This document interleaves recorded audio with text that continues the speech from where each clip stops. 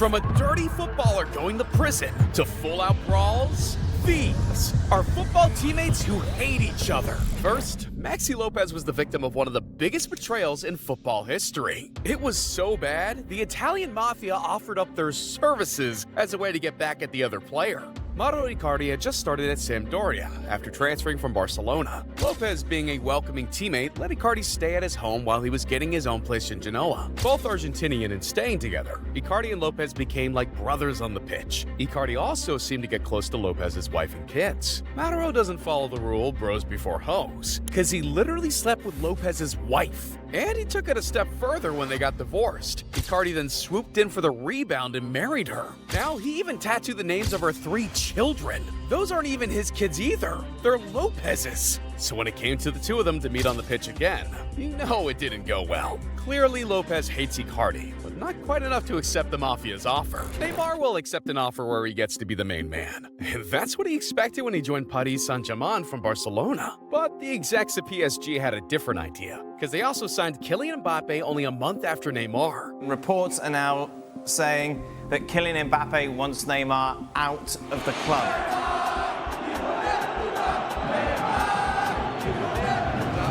Things went all right at first, but in a game against Montpellier, Mbappe missed a penalty. It got really heated when PSG were awarded another penalty later in the game. Neymar walked to the ball before Mbappe and didn't let him take the pen. Mbappe demanded to Neymar's face to let him take the pen. However, Neymar said no, and of course went on to sink it. Mbappe was furious because his contract said he's PSG's main penalty taker. So his ego got to him, and even though they won the game, Mbappe fought Neymar in the dressing room after. They threw shit and screamed at each other, and Sergio Ramos had to break up the fight. I mean, it's ridiculous. I'd hate to be at this football club, notwithstanding the money and the salary and all the trimmings that come with it. I'd hate to be in that dressing room. You know what's really serious? When one of the most savage players in the league has to separate them. But in the end, Mbappe ended up getting his way, because Neymar is no longer at PSG. Zlatan doesn't take any shit like that, because he's a straight-up lion. Best striker in the Premier League right now. For me, I like a striker that makes the difference. Lukaku is strong. He's more the physical player that scores a lot of goals. Aguero is good. You didn't say yourself. I was expecting you to say me. Lions, they don't compare themselves with humans. So when Sweden met VDV's Holland in a post-Euro 2004 friendly, Zlatan was ready to murder any sheep that got in his way. That meant even one of his teammates at Ajax. 2004. Ibrahimovic laat zich van zijn donkerste kant zien als hij smerig doorhaalt en Van der Vaart opzettelijk blesseert. Van der Vaart tore his ankle ligament and instantly said Zlatan had done it on purpose. So when they got back to Ajax together, neither of them backed down. Zlatan said, "I didn't injure you on purpose, and you know that. If you accuse me again, I'll break both your legs. And that time, it'll be on purpose." Everyone wanted to get a public word from Zlatan about the injury after his next game. Because you don't want to talk anymore about the other things. There's no other things. It's solved, and it was solved immediately, and yeah. In 9 days, it's 31 of August. Is that an important day for you? I don't know. It's a normal day like every other day, I think.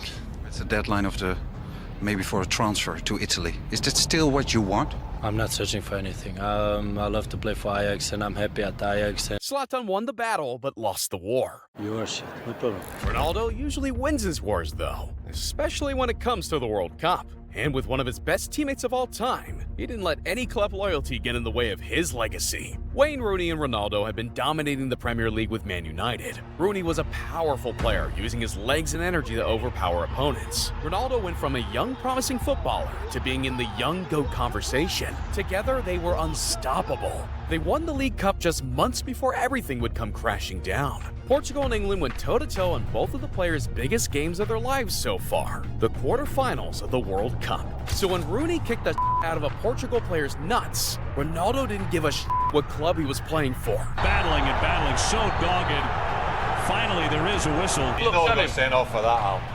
Please tell me no. And then look at this. Look at that. Is he just winked there? I don't know, but Rooney surprised everyone with his reaction. I said, don't worry about it. I would have done exactly the same thing. When you're playing England v Portugal, he's a rival. The whole country of England didn't feel that way, though, because next time Ronaldo came to their ends, he got absolutely roasted. Ronaldo keeps it in. Early ball to now Fletcher. Ronaldo come inside. He pulled that one as well, but he's got the right idea in these conditions. But that would only fuel Ronaldo, because he became an absolute weapon that season. He couldn't be stopped. Oh, what a goal that is! Ronaldo! Again! Too far for Ronaldo to think about it. Absolutely sensational! So he shut everyone up quickly, and that seemed to be the end of it. Ronaldo and Rooney cooked everyone in the Premier League for years, but when Rooney retired and became a manager, he didn't hold back what he really felt about Ronaldo. So, for instance, Cristiano Ronaldo, his mindset is goals. He doesn't care about anything else, it's goals. That's all he wants. And where you look at Messi, for instance, he wants to play a bit more than... Ronaldo wasn't going to take that, though, so he clapped right back. I don't know. I don't know why he criticized me so bad, or... Is it jealousy as well, perhaps, that you're still playing and still in the Probably, because he finished his career with 30s, so I'm still playing high level. I'm not gonna say that I'm looking better than him, which is true, but but that is inarguable. I mean, there's no contest. It's hard to listen that kind of criticize and negative about people who play with you. I mean, Ronaldo is literally a year older than Rooney and looks about 10 years younger. And footballers definitely look clapped after getting bashed in, which is what happened when Sané talked mad trash to his teammate. Sané apparently went up to him and called him black for making a mistake on the pitch. Mané reserved his feelings until the game was over. But after the game, the normally low-key Mané was fuming. He stomped up to Sané and punched him in the mouth. I mean, come on. You're really gonna fight with a guy who rhymes with your name? Anyway, Mané was removed from the dressing room and suspended by the club. Later on, he admitted he could have handled the situation better. But honestly, if somebody's calling me some like that to my face, I'd make him pay. And when Newcastle's goalie was wasting time, Van Persie wanted to make his Netherlands national teammate pay. And even though the Netherlands coach claimed this would have no effect on the team, he played terrible in the Euro 2012. И хотя действительно сотворил он большой успех, боже мой! Этот турнир окажется неудачным. Снова на Ван Перси. Снова шанс у Ван Перси и снова неудача. If you're teammates, you gotta chill, man. However, it didn't matter for Arsenal teammates Frimpong and Nasri, because they've been beefing since the start. Frimpong had been sent off that game. After their clash, they went back to the locker room, and Nasri stood up in front of everyone and said they lost the game because of Frimpong. Damn, that's low. Frimpong took it a step up in an interview when he said, "The truth is, I've never liked Nasri, and I will never, ever like this guy. Even if he gives me $5 billion, I will still not like him." So when they met on the pitch next, his old club was part of a strong resistance. Sami Nasri. Since Frimpong was only a 19-year-old player, Nasri is a high-paid legend. Probably could, but honestly, you don't go around saying that, especially when you're meant to be a leader of the team. Even though Joey Barton was a leader of Man City, that didn't stop him from doing some real f***ed up shit. Joey is no stranger to fighting on the pitch. At the edge of the box on the right. Difficult to see from that angle, but it looks as if there was some kind of attempt to strike out. Now it's spinning over. This dude elbowed Carlos Tevez, kicked Sergio Aguero, and then tried to headbutt another player. On top of that, dude went to jail for sexual assault. So when Ousmane Dabo came in looking like the better player at his position, Joey was threatened. He felt his job was in jeopardy, so he did the unthinkable. When he beat Dabo up on the pitch and nearly killed him, we had to sort of, grab him off him and drag him around the rest of the training ground. And it just caught him a bit late. And he turned up, it was like, "Oh, fuck off. No, you fuck up. No, you fuck up. Oh, no, you fuck up." And all of a sudden, Joey just walked over and just went, bang. And as he's fallen, he's like jumped on him again, and he's just kept hitting him. And of course, he's then on the floor. And I think Darbo's knocked out at this point. And Joey's just on the top, just like battering him. Dabo was left with a detached retina, a broken nose, and a ton of bruises. I mean, what the f***? That might be the craziest story I've ever heard. And they say don't sleep with crazy. But that didn't stop John Terry, because one second he was dapping up his teammate Wayne Bridge, and the next he was sliding into his girlfriend's DMs behind his back. Bridge and Terry were teammates at Chelsea. Bridge had a smoking girlfriend, Vanessa Purcell, and Terry got a little jealous. So when things weren't going great in their relationship, He slid right in when she needed an iPad to travel with. Vanessa and Wayne broke up, and only a couple weeks after, paparazzi spotted Terry leaving her house during booty call hours. And it made Bridge and Terry's football relationship hella awkward. And at that point, Bridge had already left Chelsea for Man City, but his next leave would be the biggest of all. He's released a statement via his lawyers to say his position in the England squad has become untenable and potentially divisive, and has therefore quit. So when they met on the pitch again, you could tell they were ups. And in particular those two.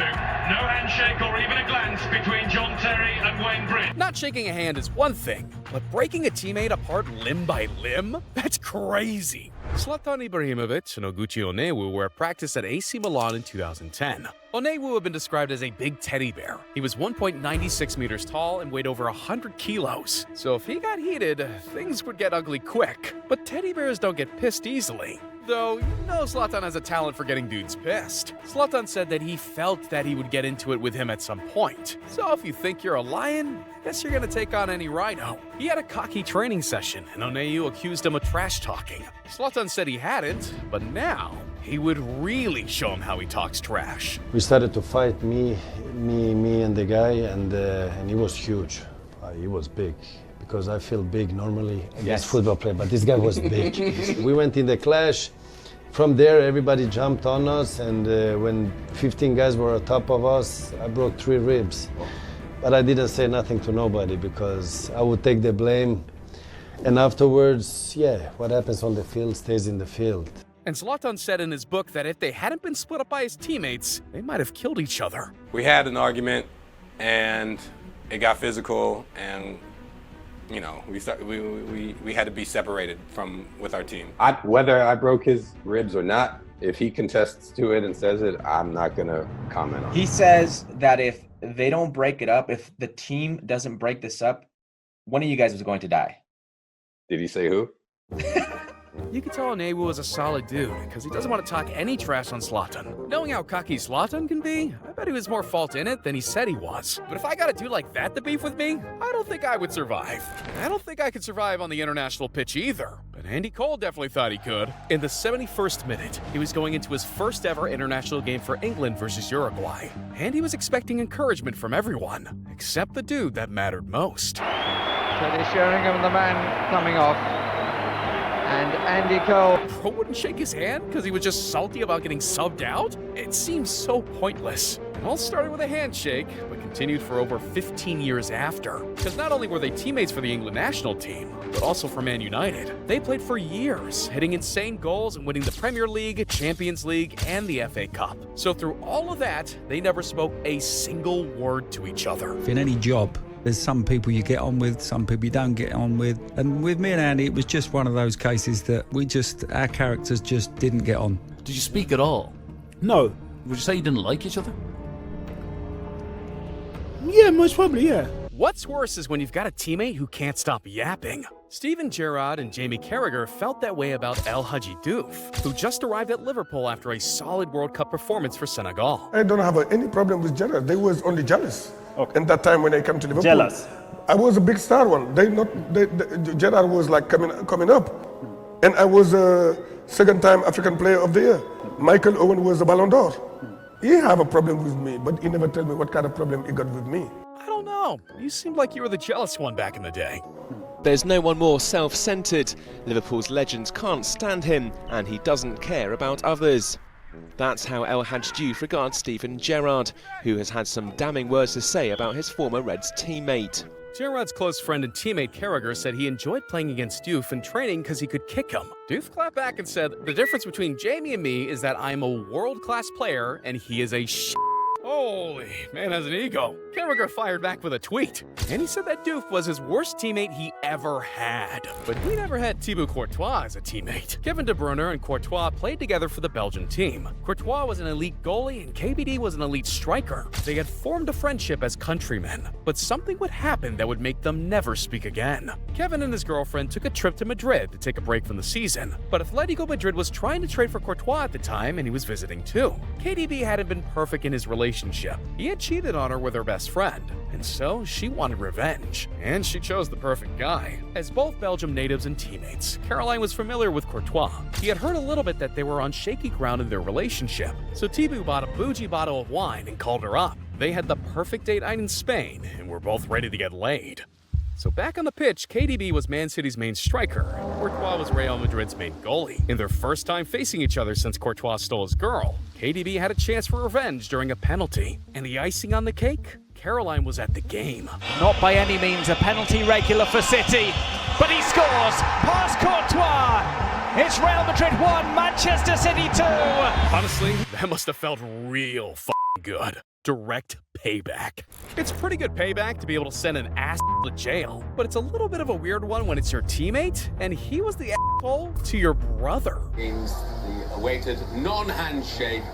Anton Ferdinand not shaking John Terry's hand. In a Premier League meeting, John Terry went over to Rio Ferdinand's brother Anton and started yelling at him, calling him a f***ing black and like 300 other racial slurs. And because of that, Terry literally faced jail. John Terry has arrived at Westminster Magistrates Court in London to answer an alleged charge of racially abusing QPR defender Anton Ferdinand. The Chelsea captain stands trial for a racially aggravated public order offence.